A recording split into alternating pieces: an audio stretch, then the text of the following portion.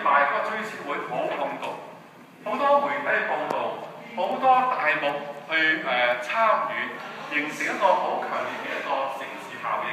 大家講一個愛嘅表現，一個犧牲愛嘅表現。但係今日我哋嚟一個開祈禱會，我哋唔係為數碼電台開追思會，呢個唔係安息禮拜，其實唔會死嘅。一個台可以收聲，但係個精神佢嘅 DNA， 即係佢嘅影響力係唔會死嘅。一粒麥子係耶穌喺約翰福音12章一個唔容易理解嘅教導，當時嘅門徒都唔係好明白。一粒麥子不落在地裏死了，仍舊是一粒；若是死了，就結出好多子粒來。嗱，都有幾個好關鍵嘅用詞，係一粒，唔係一紮。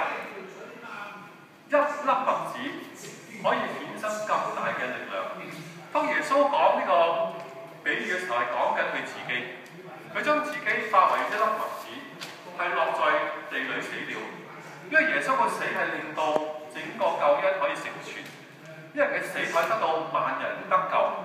但係耶穌跟住講咧就唔係得一粒喎，因為跟住好多嘅跟隨者都成為一粒麥子，一粒埋在地裏。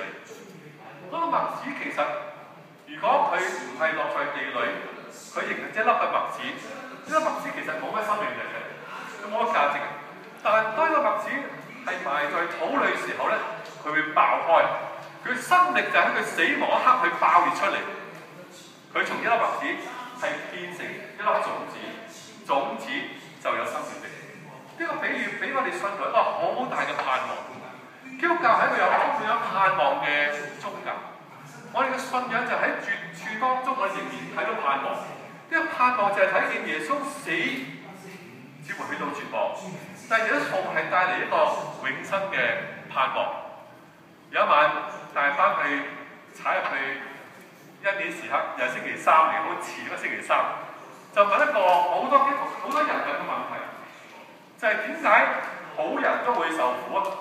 正直嘅人都會即係被欺壓咁上下啦，呢係千古以來不斷人會問嘅問題。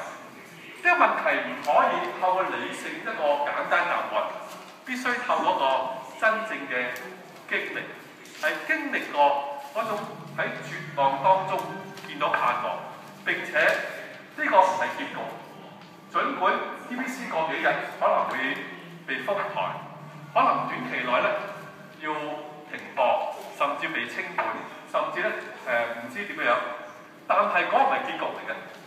我哋相信神係掌管歷史嘅時候，佢會將歷史不斷係發展。如果我哋將某個歷史停咗落嚟，覺得呢就係結局咧，我哋係太過低估咗上帝。DBC 同基督教有咩關係咧？可能就諗到因為佢容許有呢個基督教時段恩典時刻嘅廣播。其實從 DBC 呢幾個月嚟，我自己嘅參與，我睇到一種係香港社會遺失咗嘅情操，就係個義字。所以呢幾日我哋叫做義播，義播雲天，即係情。當然呢個可能一個俾人睇嚟一個策略，或者 DBC 繼續抗爭嘅手段。但係再睇個義字好緊要，喺一個唯利是圖，喺一個完全見風使嘅時代，香港其實咧，我哋好少見到個義字，好少體現到嗰種義嘅精神。呢個義係基督教一個非常之重要嘅元素。喺上帝嘅身上有兩種屬性，慈愛同埋公義。但往往我哋可能會好容易去擁抱愛，但係有時咧，我哋對義比較陌生。喺睇下我哋就一留意到呢度有好多嘅大字報，其中有一張咧，你應該有時間去睇睇。張大字報係刊登咗兩段非常之重要，係歷史上好重要有關基督教信仰嘅論述，係兩個好偉大嘅人物留下嚟一啲好重要嘅信仰嘅論述。第一段係16世紀英國詩人，亦係當時英國聖保羅大教堂嘅主教約翰多恩牧師所講嘅。佢寫過